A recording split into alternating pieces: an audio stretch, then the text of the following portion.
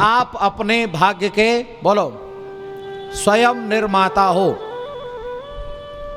आप अपने भाग्य के स्वयं निर्माता हो, यह हमने आपके बीच कहा ही नहीं था, बल्कि चर्चा करते करते इस बात को सिद्ध किया था।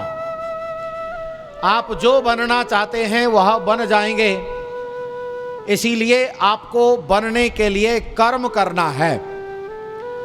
अगर हम शुभ कर्म करेंगे तो निश्चित रूप से हमें सुख प्राप्त होगा, और अगर हम अशुभ कर देंगे जाने अनजाने में तो हमें दुख प्राप्त होगा। इसीलिए हमें शुभ कर्मों को करना है और हमें अपने भविष्य को सुंदर बनाना है। कर्मों की बात के लिए मुझे एक बात और जो बहुत आवश्यक है वो रखता हूं। देखो, दर्शन में कहा गया है 3 तरह के कर्म होते हैं। एक कर्म होते हैं कृत कर्म, एक कर्म होते हैं कारित कर्म, और एक तीसरे होते हैं अनुमोदित कर्म। कृत, कारित, अनुमोदित, इस तरह से कर्मों के बहुत प्रकार हैं। मैं यहां सबकी चर्चा नहीं करूंगा, यहां तो बस 2-3 बातें बतानी हैं बस। तो पहली बात यह है कि एक कर्म होते हैं कृत कर्म, कारित कर्म और अनुमोदित कर्म, और इन तीनों कर्मों के द्वारा हमें लाभ हानि होता है। तो पहले हम यह समझेंगे ये कृत कर्म क्या होता है। तो कृत कर्म वह होता है जिसे मैं करता हूं, जिनको मैं करता हूं, चाहे मन से करता हूं, शरीर से करता हूं, चाहे वाणी से करता हूं, चाहे शुभ करता हूं, चाहे अशुभ करता हूं, चाहे मिश्रित करता हूं, चाहे दिन में करता हूं, चाहे रात में करता हूं, कहीं भी किसी भी हाल में किसी भी समय में मैं कहीं भी मैं करता हूं, तो उन कर्मों को कृत कर्म कहते हैं। बोलो जरा, क्या कहते हैं? कृत कर्म। आपने अगर आज की चर्चा को धैर्य से समझ लिया तो मैं पूरे विश्वास के साथ कह सकता हूं जीवन जीने का ढंग बदल जाएगा। इसीलिए बहुत ध्यान से सुनो। दूसरे कर्म होते हैं जिन्हें कारित कर्म कहते हैं, और कारित कर्म वे होते हैं जिन्हें मैं करता नहीं हूं, मैं किसी से कराता हूं। मैं करता हूं उसका तो मुझे फल मिलेगा ही मिलेगा, लेकिन प्यारे बंधुओं, अगर मैं किसी से कराता हूं तो भी मुझे उसके कर्म का कुछ फल मुझे भी मिलेगा। सावधान होकर के बैठो, क्योंकि अगर जानकारी नहीं है और हमने गलत कर दिया है, गलत करा दिया है, और उसका जब फल मिलता है तो आप ये कहने के हकदार नहीं हैं हमें तो मालूम ही नहीं था साहब, हमें कौन से कर्म का फल दे रहे हो। इसीलिए हम अगर किसी व्यक्ति से कराते हैं, उससे कहते ये काम करो, और उसने वो काम कर डाला, और उसके द्वारा जो कर्म किया गया है, आपने उससे जो कर्म कराया गया है, अगर वह शुभ कर्म है तो आपको पुण्य लगेगा, और अगर आपने उससे पाप करा दिया है तो आपको भी कुछ हिस्सा पाप लगेगा और आपको भी दुख प्राप्त होगा। एक तीसरे कर्म होते हैं जिन्हें अनुमोदित कर्म कहते हैं। ये अनुमोदित क्या है? वैसे तो नाम से पता चल रहा होगा। अनुमोदन, समर्थन, ये वो कर्म हैं जिन्हें ना तो मैंने किया है और ना ही मैंने किसी से कराया है। सामने कोई तो कर्म कर रहा है, मैंने बस उसका समर्थन किया है। तो सावधान हो जाओ, आपने अगर गलत कर्म का समर्थन कर दिया है तो आपको भी उसका पाप लगेगा। लोगों को मालूम नहीं है, इसीलिए अपने को तो सावधान कर नहीं पा रहे हैं, बल्कि उल्टे कामों का भी समर्थन करते जा रहे हैं और पाप अपने माथे मढ़ते चले जा रहे हैं। इसीलिए अब आपके मन में प्रश्न होगा, साहब हम जो कर्म कर रहे हैं उसका फल मिलेगा हमें कितना? तो जितना आपने कर्म किया है, जैसा आपने कर्म किया है। और दूसरा प्रश्न है कि हमने अगर किसी से कर्म कराया है उसका कितना फल मिलेगा? तो उसमें जितना आपका अधिकार रहा होगा, जितना आपका प्रभाव रहा होगा, अरे उतना आपको उसका फल मिलेगा। जैसे उदाहरण के लिए आपने किसी व्यक्ति से कर्म कराया और आपके अधिकार में है वह, चाहे वह सेवक है, चाहे आपके अधीनस्थ अधिकारी है, माने आप अधिकारी हैं, आपके अधीनस्थ है वह कर्मचारी अधिकारी, और आपने कहा यह काम करो और वह काम करना पड़ेगा। वह अपना इंटरेस्ट नहीं ले रहा है, अपने आप से नहीं कर रहा है, आपके प्रभाव से कर रहा है। और अगर ऐसा कर्म किया जाता है तो उसमें आपको कर्म का फल ज़्यादा मिलेगा और जिसने किया है उसको कर्म का फल, बोलो, कम मिलेगा। पूरा ध्यान लगाओ मेरे पास। और अगर ऐसा हो कि आपने उसे लाइटली कहा कि भाई ये काम करो, उसने अपना पर्सनल इंटरेस्ट लेकर के काम कर डाला, तो इस स्थिति में कर्म का फल आपको कम लगेगा और उस व्यक्ति को, बोलो, ज्यादा लगेगा। अब आप इससे अंदाजा लगा सकते हैं कि हमें अच्छे कर्म कराने चाहिए या बुरे कर्म कराने चाहिए, बोलो। देखो कैसा सुंदर व्यवहार में परिवर्तन आ रहा है। मैं आपको एक दिन बता रहा था, आपको मालूम नहीं है कि आप अगर यहाँ किसी व्यक्ति को लाएंगे सत्संग में तो आपको भी उसका लाभ मिलेगा, और अगर आप कुसंग में ले गए, कहीं पाखंड में ले गए, कहीं अंधविश्वास में ले गए, तो आपको भी गलत पाप मिलेगा, आपको भी दुख प्राप्त होगा। और अगर सही स्थान पर ले आए तो आपको भी उसका पुण्य लाभ प्राप्त होगा। अगर आपको ये मालूम हो जाए तो आप 2, 4, 10, 20 लोगों को और पकड़ के लाओगे कि भाई चल कुछ अच्छा जीवन में हो जाएगा, अरे तू अच्छा काम करेगा तो उसका बेनिफिट, बोलो, मुझे भी प्राप्त हो जाएगा। इसीलिए अच्छे कर्म कराओ, पहले अच्छे कर्म करो, और दूसरे से कराना है तो उससे भी अच्छे कर्म कराओ। किसी को चोरी करने के लिए प्रेरित मत करो, किसी को गलत काम करने के लिए प्रेरित मत करो, किसी को अत्याचार करने के लिए प्रेरित मत करो। और तीसरा नियम है कि आप गलत कामों का समर्थन भी मत करो, क्योंकि अनुमोदित कर्मों का भी फल प्राप्त होता है। सामने कोई कर्म हो रहा है अच्छा, और आपने कहा वाह बहुत अच्छा कर्म कर रहे हो, तो आपको पुण्य लग गया। और अगर कोई गलत काम कर रहा है उसका आपने समर्थन कर दिया तो बोलो आपको पाप लग गया। और सुनो, अगर अपने सामने अत्याचार हो रहा है उसका विरोध कर दिया तो आपको पुण्य लगेगा, और अगर आपने सही काम का विरोध कर दिया तो बोलो पाप लगेगा। अब आप अंदाजा लगाओ, मेरे देश की जनता इन बातों को ठीक ठीक जानती है, हाँ या ना? आवाज नहीं आई भाई, नहीं जानती है। इसीलिए आर्य समाज की आवश्यकता है जिससे कि सत्य सिद्धांतों को आपने सामने रख दिया जाए। या वो सिद्धांत हैं जिनमें मेरा देश कभी चलता रहा, इसीलिए कोई गलत ना तो करता था और ना ही गलत कराता था और ना ही गलत का समर्थन करता था।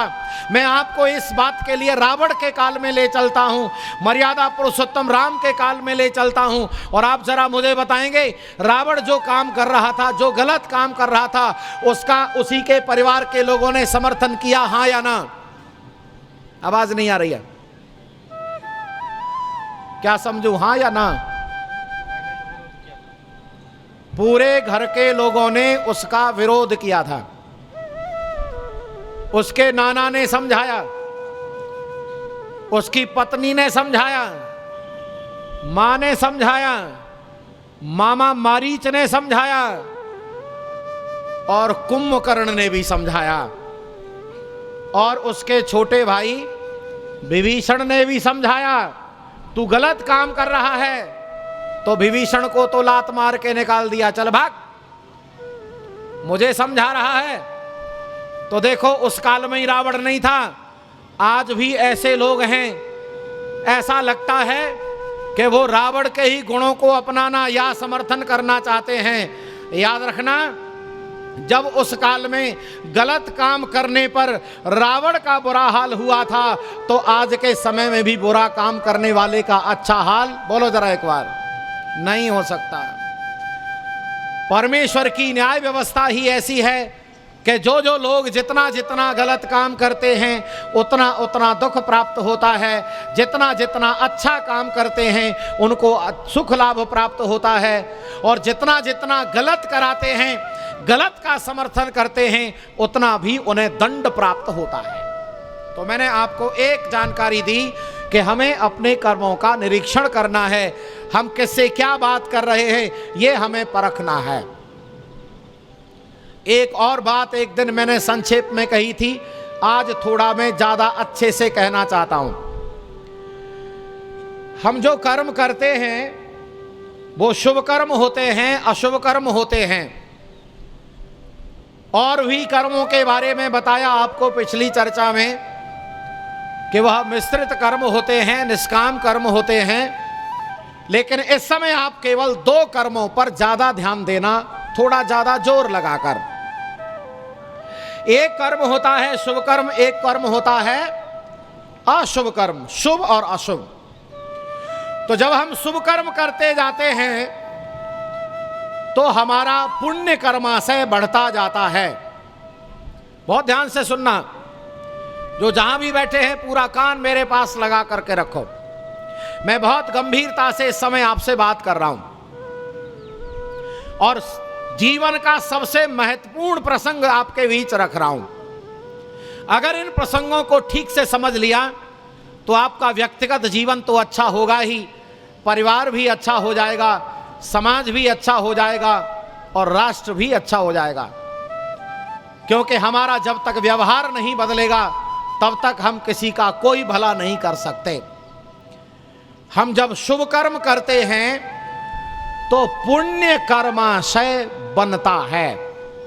जरा ध्यान देना, पुण्य समझ में आता है, कर्माशय क्या है। तो आज बहुत से लोग नए आए हैं, इसीलिए कर्माशय का अर्थ समझिए। कर्माशय का अर्थ होता है कर्म समुदाय, कर्म का बैलेंस, कर्मों का इकट्ठा होना। हम पुण्य कर्म करते हैं तो पुण्य का बैलेंस बढ़ता जाता है, और जब हम पाप कर्म करते जाते हैं तो पाप कर्म का भी बैलेंस बढ़ता जाता है। और अगर आपने इस बात को समझ लिया तो इससे आगे चलते हैं। यदि आप सेवा ले रहे हैं, जरा फिर से सुनना अच्छे से, अगर आप सेवा ले रहे हैं तो यहां पाप कर्मा से पुण्य कर्मा से दोनों का बैलेंस आपके पास है, तो पुण्य कर्मा से घटना शुरू हो जाता है। कैसे घटता है यह बात समझना बहुत जरूरी है। हमने जो पुण्य किया है उससे हमारा सुख इकट्ठा हो रहा है, और हमने अगर किसी से सेवा ले ली तो वो सेवा सुख के रूप में ले ली, तो उसमें जितना सुख मात्रा हमारी पहले बन चुकी है उसमें से माइनस हो जाएगा, और जितना शेष रहा है वो आगे मिलेगा। जरा फिर से सुनो, आप बैंक का बैलेंस समझिए। बैंक का बैलेंस है, आप पैसा जमा करते रहते हैं और फिर आप निकाल लेते हैं। और अगर आपने ऐसा कर दिया कि आप अपनी गाड़ी लेकर के रोड पर निकल गए और वहां पर टोल प्लाजा बना हुआ है, टोल प्लाजा बना हुआ है, तो वहां से निकलते ही आपके बैंक में से कुछ पैसे निकल जाएंगे, हाँ या ना। तो आप बैंक में गए, आपने कहा इतने पैसे निकल गए, तो आप कहेंगे क्यों भाई कैसे निकल गए? तो वो बताएंगे आपने रोड का प्रयोग किया था, आपने रोड की सेवा ली थी, आपने रोड की सेवा ली, इसीलिए सरकार की तरफ से वहां उसका टैक्स बनता है और वो आपसे ले लिया गया है। इसीलिए आपका पूरा जमा राशि आपको नहीं मिलेगी। इसी प्रकार आप याद करके समझो अच्छे से, अगर आपका बैंक का बैलेंस आपके कर्मों का बैलेंस बहुत है, लेकिन अगर आप किसी से सेवा ले रहे हैं तो उस बैलेंस में से माइनस होता जाएगा, फिर भविष्य में आपको कम बैलेंस में से मिलेगा। और अगर आप सेवा दे रहे हैं, सेवा देते जा रहे हैं, तो आप जितनी सेवा कर रहे हैं उसका मूल्य नहीं ले रहे हैं, तो आपकी की गई सेवा का मूल्य आपके पुण्य कर्माशय की वृद्धि में होगा और परमात्मा की न्याय व्यवस्था में आपकी सेवा का मूल्य एक दिन अवश्य मिलेगा। जरा ध्यान देना, आप जो कर्म किए चले जा रहे हैं, अगर आपकी वजह से किसी को लाभ हो रहा है तो आपका पुण्य कर्माशय बढ़ रहा है, और यदि आपके कर्म से किसी को हानि हो रही है तो समझ लेना आपका पुण्य कर्माशय पाप कर्माशय बढ़ रहा है। जरा एक बात फिर से सुनो, ये विषय इतना अच्छे से समझ में आना चाहिए कि आपको आनंद आ जाए। आपने किसी से एक गिलास पानी ले लिया, तो जिसने आपको एक गिलास पानी पिलाया है उसका एक गिलास पानी का कर्माशय बढ़ गया, पुण्य कर्माशय बढ़ गया। और आपने जो एक गिलास पानी पी लिया है, आपके पुण्य कर्माशय में से एक गिलास पानी का पुण्य कर्माशय कम हो गया। आपने किसी के घर भोजन किया, किसी यजमान के घर भोजन किया, तो एक थाली भोजन किया, आपके कर्माशय में से एक थाली भोजन कम हो गया, और जिसने कराया है उसका एक थाली भोजन का कर्माशय बढ़ गया। आप जो भी सेवा कर रहे हैं, पेड़ लगा रहे हैं, पानी स्वच्छ रख रहे हैं, लोगों को पानी पिला रहे हैं, भूखे को भोजन करा रहे हैं, निर्वस्त्र को वस्त्र दे रहे हैं, लोगों का हित कर रहे हैं, तो आपका पुण्य कर्माशय बढ़ता रहेगा, जिससे भविष्य में आपको सुख लाभ प्राप्त होगा। अगर आपको मेरी बात समझ में आ गई है तो आप बताइए, हम लोगों को सेवा देनी चाहिए या सेवा लेनी चाहिए? बोलो। और ऐसा जिस दिन वातावरण बनेगा, जहां जहां बनेगा, बोलो वहां वहां आनंद आएगा कि नहीं आएगा? जरा जोर से बोलो। आएगा। पहले कभी मेरे देश में ऐसे ही लोग रहते थे, सेवा लेते नहीं थे, सेवा देते रहते थे। लेकिन अब मेरे देश में ऐसे लोग हो गए हैं, अब सेवा देना नहीं चाहते हैं, बोलो, सेवा लेना चाहते हैं। अच्छा, सब लेना ही चाहेंगे तो ठीक कैसे होगा? देना कोई चाहता ही नहीं है। हमारा व्यवहार इतना गिर गया है, हम ये चाहते हैं सब हमारी सेवा करें पर हम किसी की ना करें। तो आप करते रहो, ऐसा ही माहौल में जीते रहो, और जब पर भविष्य में दुख मिलेगा तब फिर आप किसी से शिकायत मत करना, क्योंकि हम सेवा तो अभी वर्तमान में ले रहे हैं, कर्मा से सारा पुण्य का खत्म हो जाएगा, फिर भविष्य में हमें सुख प्राप्त होने वाला। कर्मा से बढ़ाओ, पुण्य कर्मा से बढ़ाओ। मैं चंडीगढ़ में कार्यक्रम दे रहा था, वहां पर करतारपुर से ब्रह्मचारी लोग आए हुए थे, पारायण यज्ञ चल रहा था, तो ब्रह्मचारी लोग भी बड़े ध्यान से सुनते कथा प्रवचन। तो एक ब्रह्मचारी कहता है, आचार्य जी, हम तो रोजाना यजमानों के घर पर ही भोजन करते हैं। हम तो रोजाना यजमानों के घर पर ही भोजन करते हैं, हमारा तो कर्म पुण्य कर्मा से बहुत कम हो जाएगा। उसके प्रश्न करने का तरीका इतना गंभीर था, उसको ऐसा लगा जैसे उसने बड़े ध्यान से प्रवचन सुना है और उसे लग रहा है कि भाई हमें अपने जीवन को संभालना है। तो क्या कहता है, आचार्य जी हमारा क्या होगा? हमारा तो पुण्य कर्मा से बहुत कम हो जाएगा।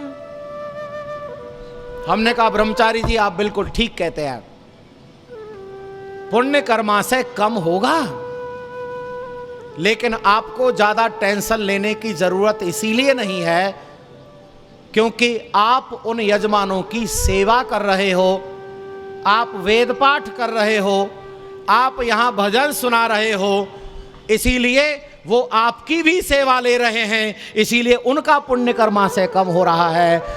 अब यहां अदला बदली हो रही है। इसीलिए आपने कभी सुना होगा कि प्रवचन बड़े पुण्य कर्मों के प्रभाव से मिलता है। जरा ध्यान देना, आप जो प्रवचन सुन रहे हो ना, सब आप मेरी सेवाएं ले रहे हो, इस समय मेरा पुण्य कर्मा से बढ़ रहा है।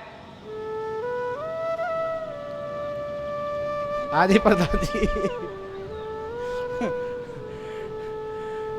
आप लोगों का कर्मा से कम हो रहा है, पुण्य कर्मा से।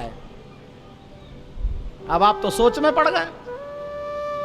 एक माता जी आई, सम्माननीय माता विद्या गुप्ता, उन्होंने कहा आचार्य जी आज आपकी बात कुछ समझ में नहीं आई, जरा अच्छे से समझाओ, क्योंकि हम तो बड़ा प्रवचन सुनते हैं, हम तो बड़ा प्रवचन सुनते हैं, हम तो बड़ा पुण्य कर्मा से कम कर रहे हैं। हमने कहा बिल्कुल ठीक सोच रहे हैं आप। इसीलिए आपको क्या करना है, आप अपने पुण्य कर्मा से को बढ़ाना चाहते हो तो सबसे पहला तरीका तो यह है, जो आपने प्रवचन सुना है उसे अपने जीवन में ढालना शुरू कर दो, आपका पुण्य कर्मा से बढ़ना शुरू हो जाएगा। सेवा करना शुरू कर दो, दिनचर्या ठीक कर लो, यज्ञ हवन सही कर दो। और सुनो, जो आपने अच्छी जानकारियां ली हैं उन्हें अपने साथियों को साझा करना शुरू करो, अपनी बहनों को बताओ, सहेलियों को बताओ, अरे आप दूसरे लोग जो संपर्क में आते उनको बताओ। तो आप जब उनकी सेवाएं आप उन्हें देने लगेंगे तब फिर आपका पुण्य कर्मा से, बोलो जोर से, बढ़ने लगेगा। और मैंने एक बात और कही, अगर आप वाकई में पुण्य कर्मा से बचना चाहते हो, कम ना हो, तो फिर आर्य समाज की तन मन से सेवा करना शुरू करो, आपका कर्मा से ठीक से बना रहेगा। क्योंकि आर्य समाज सेवा कर रहा है, आर्य समाज आपको सेवाएं दे रहा है, वह आपके पुण्य कर्मा से को बढ़ाने का कार्य कर रहा है। मेरी बात पहुंची क्या? अच्छा तरीके से सुनो। एक किताब लेकर आते हैं आप, किताब ले आए आप, किताब, पुस्तक, बुक, और आपने अपनी अलमारी में रख दी। अच्छा उससे कोई लाभ होगा, हाँ या ना? आपके पैसे चले गए कि नहीं? आप ऐसे ही समझो, आपने प्रवचन सुन लिया, आपका कर्मा से माइनस, आपका खर्च हो गया। ध्यान से सुनना, आपने प्रवचन सुन लिया, ऐसे समझो जैसे आपने किताब खरीद ली।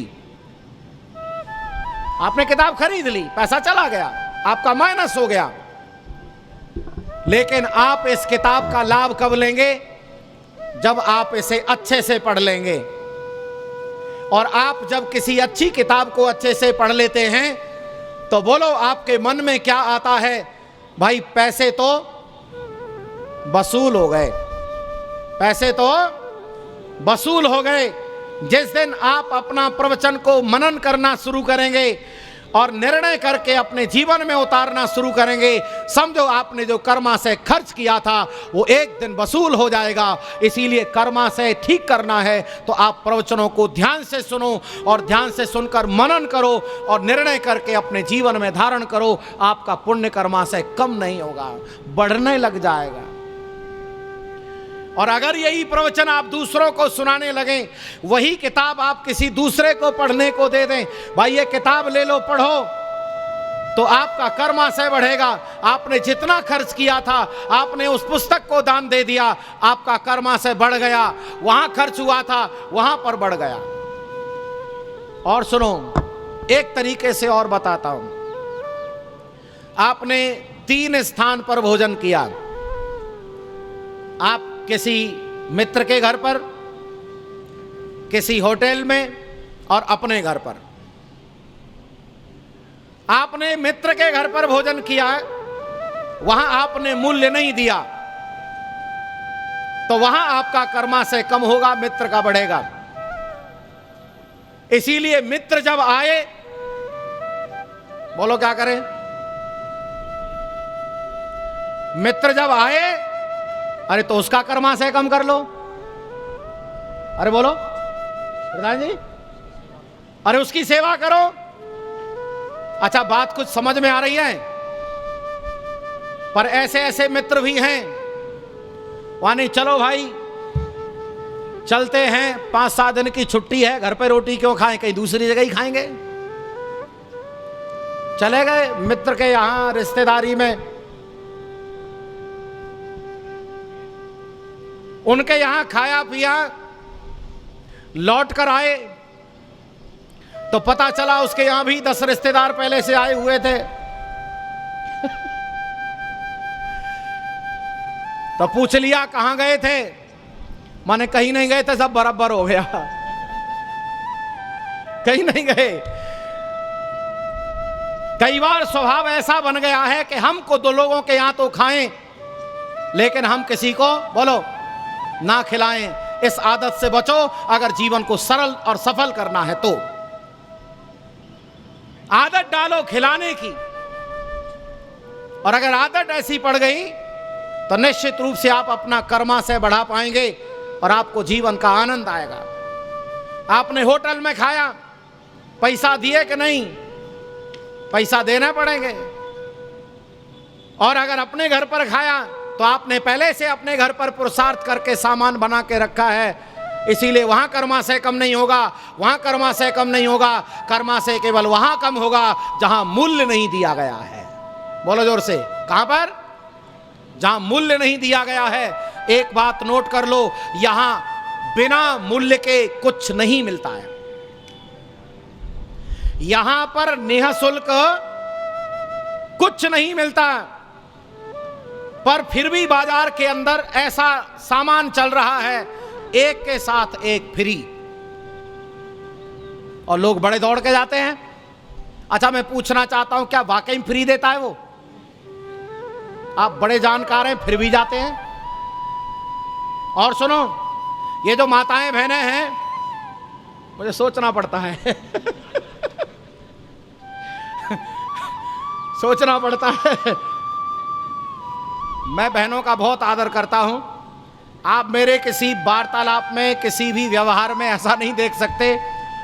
मैं निश्चित रूप से आपको सबसे ऊंचे आसन पर मान देता हूं। मेरे ये अपनी बात है हृदय की, पर जो बात है वो कहनी पड़ती है। क्या बहन जी? बहनें जाएंगी, लाखों रुपए का आभूषण खरीदेंगी, पर बहनों को आभूषण खरीदने में जितना आनंद नहीं आता जितना फ्री का बटुआ लेने में आता है। वाने वो बटुआ और देना है जो वो बहन जी लेके गई थी क्या जी? उन्हें लगता है ये फ्री में दे रहा है। आप नोट करो, संसार में निःशुल्क कुछ नहीं मिलता। और आज अगर आपने ये बात समझ ली तो आपके द्वारा प्रकृति का दोहन नहीं होगा, प्रकृति का संरक्षण होना शुरू हो जाएगा। किसी के साथ अत्याचार नहीं होगा, क्योंकि जो अत्याचार होगा उसका कर्म आपको भोगना पड़ेगा। एक तरीका और सुनो, आपके यहां सेवक काम करता है, आपके यहां नौकर काम करता है, आपके यहां काम वाली काम करती है, उनसे आप काम लेते हैं, पैसा देते हैं। और अगर आप सेवक से काम ले रहे हैं और पैसा दे रहे हैं तो आपका कर्माशय, पुण्य कर्माशय कम नहीं होगा। लेकिन सावधान होकर सुनो, अगर आपने सेवा ज्यादा ली है, पैसा कम दिया है, सेवा ज्यादा ली है और पैसा कम दिया है, तो आपका जितना बैलेंस बनेगा वो आपके कर्माशय से माइनस होकर के उसके कर्माशय में जुड़ जाएगा। और अगर ऐसा हो गया है कि वो पैसा ज्यादा ले गया है आपसे और काम कम करता है, पैसा ज्यादा ले गया और काम कम करता है, तो आपका पुण्य कर्मा से बढ़ जाएगा और उसका पुण्य कर्मा से बोलो कम हो जाएगा। ये कैसी व्यवस्था है प्रभु की, जैसे ऋषियों ने बड़े कमाल से लिखा है कि आप इसे अच्छे से समझ लो। देखो इस समय हम ये जो कूलर चल रहे हैं इनका आनंद ले रहे हैं, इसकी जो हवा हम ले रहे हैं इसका मूल्य दे रहे हैं क्या? इसका मूल्य हम प्रत्येक व्यक्ति तो नहीं दे रहा, आर्य समाज इसका मूल्य देगा। अगर हमने इसका मूल्य नहीं दिया है तो पुण्य कर्मा से हमारा कम होगा जितना उपभोग करेंगे। जरा ध्यान देना, आप अपने घर पर जितने संसाधन प्रयोग करते हैं उन सबको खरीद कर लाते हैं, समाज के जितने संसाधन प्रयोग करते हैं उससे आपका कर्मा से कम होता है। जितना बिजली खर्च करेंगे, जितना पानी खर्च करेंगे, जितना पर्यावरण से लाभ लेंगे, आप अपने पुण्य कर्मा से ही भोगेंगे। एक बात नोट करो, हम जो भोगते हैं वह सब हम अपने कर्मा से ही भोगते हैं, हम उसके अतिरिक्त कुछ भी नहीं भोग सकते हैं।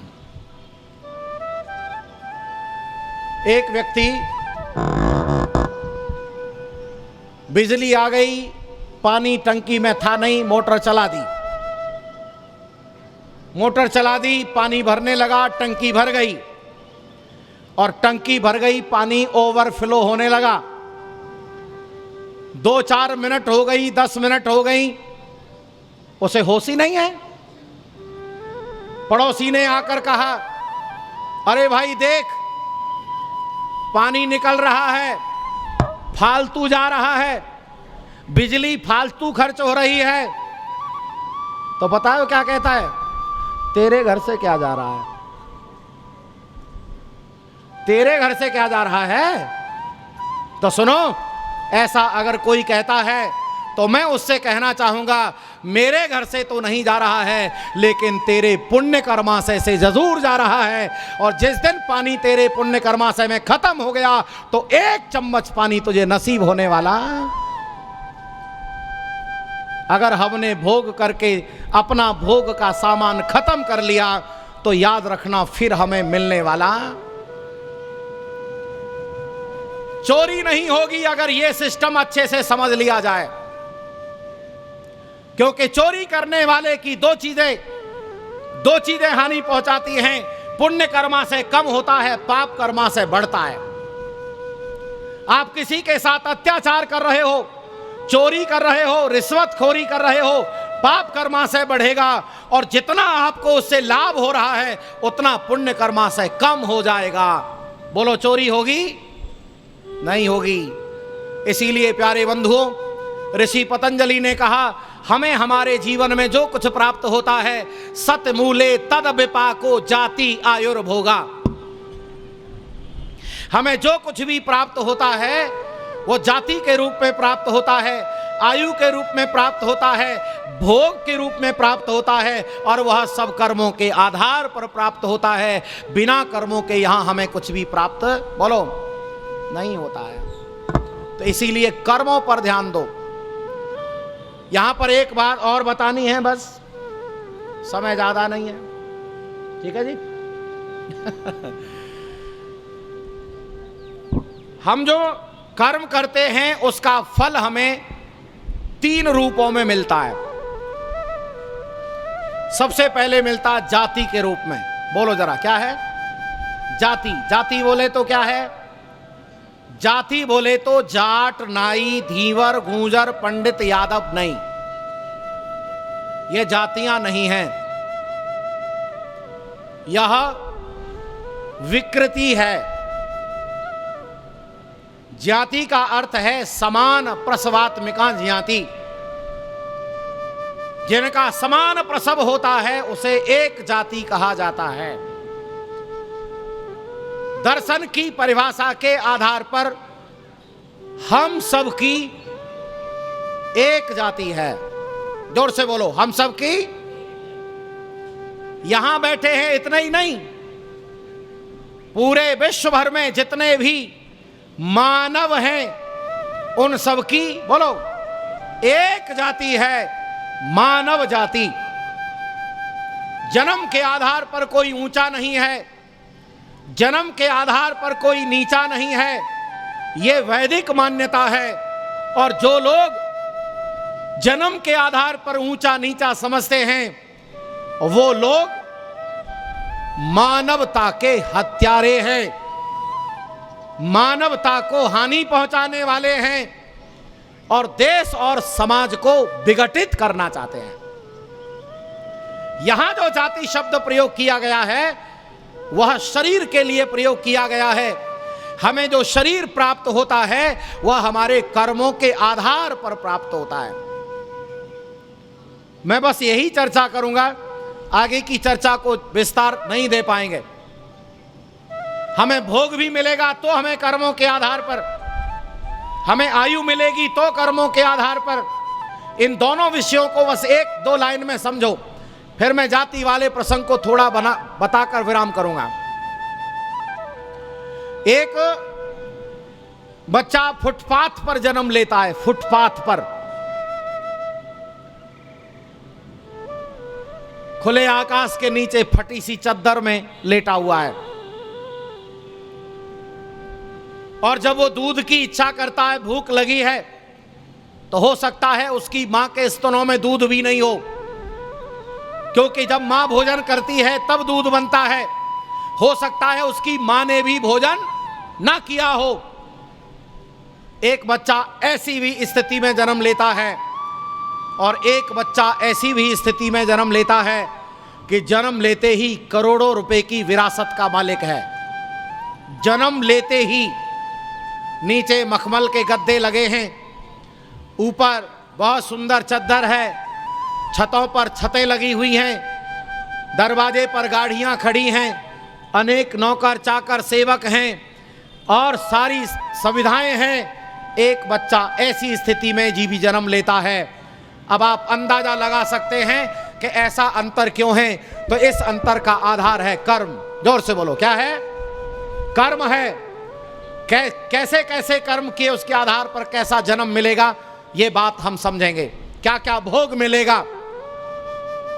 लौट करके आइए, हमें जो शरीर प्राप्त होता है उस विषय में भी बाजार में बहुत विभिन्नताएं हैं। कोई कहता है 84 लाख योनियों के बाद मिलेगा, मनुष्य का शरीर अभी अगले बार नहीं मिलेगा। कोई तो यूं कहता है और कोई यूं कहता है कि अगले बार भी मनुष्य का शरीर मिलेगा। ऐसे भी लोग हैं हमारे बाजार में, और ऐसे भी लोग हैं अगले बार आपको जन्म ही नहीं मिलेगा। आपको विभिन्न स्थितियां मिलेंगी, स्वर्ग मिलेगा, नरक मिलेगा, जन्नत मिलेगी, दोजख मिलेगा, बहुत ढेर सारा बाजार है यहां। लेकिन सही क्या है? सही के विषय में महर्षि दयानंद जी महाराज से पूछा तो उन्होंने कहा कर्म के आधार पर हमें नया शरीर मिलता है, और अब अगर पुण्य कर्मों की संख्या ज्यादा होती है, जरा ध्यान देना, पुण्य कर्मों की संख्या ज्यादा होती है तो हमें अगले बार मनुष्य का शरीर प्राप्त होता है, और अगर पाप कर्म अधिक हो जाते हैं तो अगले बार मनुष्य का शरीर प्राप्त नहीं होता है। यह है वैदिक सिद्धांत। मैं ये चर्चा कर रहा था एक जगह, संभव है फर्रुखाबाद की बात है, तो एक सज्जन आए, उन्होंने कहा क्यों जी आपने दो बात बताई, पुण्य अधिक मनुष्य का शरीर, पाप अधिक मनुष्य के अलग पशु पक्षी का शरीर। तो वो कहते हैं 50-50 वाले का क्या होगा? है जी, जो पाप पुण्य बराबर करेगा उसका क्या होगा? हमने कहा थोड़ा सा धैर्य से काम लो, यह भी प्रसंग है, कंडीशन 3 है, पुण्य अधिक, पाप अधिक और पाप पुण्य बराबर। तो जो पाप पुण्य बराबर करता है मनुष्य का शरीर उसे भी प्राप्त होता है। अब आपका एक नया प्रश्न और हो गया, पाप पुण्य बराबर वो भी मनुष्य बनेगा और पुण्य अधिक है वो भी मनुष्य बनेगा, तो कैसे समझें? तो सुनो, पाप पुण्य जिसके बराबर हैं वह मनुष्य तो बनेगा, लेकिन सबसे निचले स्तर का मनुष्य बनेगा। पाप पुण्य जिसके बराबर हैं वह मनुष्य तो बनेगा, लेकिन मनुष्यों में सबसे निचले स्तर का मनुष्य बनेगा। और जितने अच्छे पुण्य कर्म होंगे उतना अच्छा ही उसे मनुष्य का शरीर प्राप्त होगा। और सुनो, आप बहुत दिन से एक प्रश्न की तलाश में हैं, उत्तर की में, और कुछ लोग तो यूं कहते हैं मैं ऐसा क्यों हूं। कुछ लोग यूं कहते हैं मैं ऐसा क्यों हूं। हम देंगे आपको उत्तर, ऐसे क्यों हैं। क्योंकि जो व्यक्ति जितना पुण्य काम करता है उसे उतना अच्छा शरीर प्राप्त होता है। जरा ध्यान से सुनना, जो व्यक्ति जितना पुण्य करता है अधिक, उसे उतना अच्छा शरीर मिलता है। जो जितने अच्छे पुण्य काम करता है उतना ही उसका अच्छा रंग रूप होता है। जो जितने अच्छे पुण्य काम करता है उतना ही उसका लंबाई चौड़ाई होती है। जो जितना अच्छा पुण्य काम करता है उसे उतनी अच्छी बुद्धि प्राप्त होती है। जो जितने अच्छे पुण्य काम करता है उसे उतने अच्छे माता पिता मिलते हैं और उतना ही अच्छा वातावरण मिलता है। बोलो उत्तर मिला कि नहीं। मैं कैसा क्यों हूं, बोलो जोर से। हम क्यों हैं ऐसे? क्योंकि हमारे कर्मों का बैलेंस ऐसा ही था। हमने जितने कर्म दिए हैं, अरे ये जो चोला है हमारे पास ये खरीद कर लाया गया है। जैसे आप गाड़ी खरीदते हैं, जैसे मकान खरीदते हैं, जैसे कपड़ा खरीदते हैं, वैसे ही ये शरीर भी खरीदा जाता है। बस फर्क इतना है कि यहाँ के बाजार में पैसा चलते हैं और परमेश्वर की व्यवस्था में कर्म चलते हैं। जो जितने अच्छे कर्म देता है उतना अच्छा उसे शरीर प्राप्त होता है। मैंने आपको एक दिन प्रश्न छोड़ा था कि मैं आपको 3 जन्म साफ साफ दिखाऊंगा, आप बताओ कुछ कुछ दिखने लगा कि नहीं? अपना पिछला जन्म दिख रहा है कि नहीं? दिख रहा है तो जोर से बोलो, और नहीं दिख रहा तो और सुनाता हूं। ये जैसे ये जन्म दिख रहा है वैसे ही पिछला दिख रहा है कि नहीं? अपने शरीर को देखो, अपने जीवन को देखो और पिछले कर्मों को समझो। अच्छा, आगे वाला दिख रहा है कि नहीं? जोर से बोलो।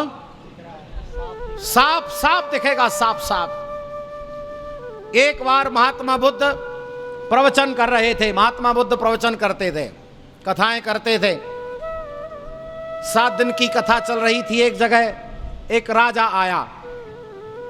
राजा आया, कथा सुनी। 1 दिन आया, 2 दिन आया, अगले 2 दिन नहीं आया। अगले 2 दिन नहीं आया। फिर अगले दिन आया, 5वें दिन। महात्मा बुद्ध ने कहा, राजन, सारे लोग जब कथा समाप्त हुई जाने लगे तो राजा को रोक लिया। राजन सुनो, क्या आदेश है महाराज? आदेश कुछ नहीं है, मुझे तुम्हारा अगला जन्म साफ साफ दिखाई दे रहा है। राजन, मुझे तुम्हारा अगला जन्म बिल्कुल साफ साफ दिखाई दे रहा है। अच्छा, अगर ऐसा ही मैं आपसे कहूं तो आप क्या कहोगे? क्या कहोगे? बता दो कौन सा चल रहा है, अगला क्या है? राजा ने भी यही कहा है। अरे महाराज, मैं क्या बनाऊं अगले जन्म में? तो महात्मा बुद्ध कहते हैं, तू हाथी बना है, अगले जन्म में हाथी बना है। और जंगल में एक आदमी तेरे सिर पर बैठा है, अंकुश लिए बैठा है और तेरे से काम ले रहा है। बड़े बड़े लक्कड़ उठवा रहा है और तू नहीं उठाता है तो तेरे कान पर मारता है। तुझे जबरदस्ती उठाना पड़ता है। अच्छा, राजा को यह बताया जाए तो कैसा लगेगा? वो तो घबरा गया। राजा को क्या सामान्य आदमी घबरा जाएगा? तो वो 2 बात करता है, महाराज ऐसा कैसे हो गया? और अगली बात करता है, क्या ऐसा हो सकता है? ऐसा ना हो। बोलो, ये दो प्रश्न सबके मन में आ रहे कि नहीं? ऐसा कैसे हो गया? और आप ऐसा तरीका बताओ ऐसा ना हो। तो सुनो ध्यान से, राजा जब ये प्रश्न करता है तो महात्मा बुद्ध कहते हैं, राजन, आपके राज्य में जो अत्याचार होता है उसकी जिम्मेदारी आपकी है। आपके राज्य में अगर गलत काम हो रहा है तो उसका जो पाप लगेगा, बोलो किसको लगेगा? राजा को लगेगा। और जितने भी अत्याचार हो रहे हैं आपकी जानकारी में है या नहीं है, उन सब की वजह से आपका ये शरीर प्राप्त होगा आपके अत्याचारों के कारण। और मुझे तो अभी हाथी नजर आ रहे हो। अगर ऐसा ही चलता रहा तो हो सकता है और किसी निकृष्ट योनि में चले जाओ। और तुमने अगला प्रश्न पूछा है कि ऐसा ना हो, तो मैं तुम्हें बता सकता हूं ऐसा नहीं होगा। अगर तुम आज से व्रत ले लो कि मेरे राज्य में आज से कोई गलत काम नहीं होगा, तो तुम फिर से राजा बन जाओगे। आपको हाथी बनने की जरूरत, जोर से बोलो, आपको अपने राज्य की व्यवस्थाएं ठीक करनी होंगी। आपके राज्य में अत्याचार नहीं होना चाहिए, चोरी नहीं होनी चाहिए। अच्छा चलो, राजा है वो, आप अपने बारे में सोचो, क्योंकि प्रत्येक व्यक्ति भी राजा है। अगर राजा नहीं है तो अधिकारी है, अधिकारी नहीं है तो मालिक है। अरे जो भी है, आप अपने विषय के तो अधिकारी हैं। इसीलिए अगर आपके अधिकार क्षेत्र में गलत काम होता है तो समझ लेना आपको भी उसका दंड भुगतना पड़ेगा। बोलो, अब अपना जन्म साफ साफ अगला दिख रहा है कि नहीं? जोर जोर से बोलो। नहीं दिख रहा है तो और दिखा दूं। मेरे पास बहुत प्रमाण हैं, क्योंकि सिद्धांत यह कहता है और अनेक प्रयोग हुए हैं। इसीलिए आप अपने आप को इतना बेहतर बनाओ कि आपके अधिकार क्षेत्र में गलत काम नहीं हो। आप अधिकारी हैं आर्य समाज के, तो आप निर्णय करो कि मेरी पवित्रता और मेरा कर्म क्या है, उस काम को करो। आप प्रधानाचार्य हैं तो क्या करना है, आप अगर प्रमुख हैं तो क्या करना है, आप पिता हैं तो क्या करना है। आपके अधिकार क्षेत्र में अगर व्यवस्था ठीक रहेगी तो आनंद आएगा। और हम देख रहे हैं, आपके देखते देखते आपके कर्मों के व्यवस्था ठीक न होने के कारण राष्ट्र बिगड़ता जा रहा है। बोलो हाँ या ना? राष्ट्र बिगड़ रहा है, अनियमितताएं, अत्याचार हो रहा है। इसीलिए आपको अपने जीवन को बेहतर बनाना पड़ेगा ताकि राष्ट्र बेहतर बन सके और सारे विश्व में शांति स्थापित हो सके। इसीलिए आप लोग व्रत लेंगे कि हम अपने जीवन को बहुत व्यवस्थित पवित्रता से चलाते रहेंगे, जिससे हमारा यह लोक भी अच्छा हो और परलोक भी बहुत अच्छा हो।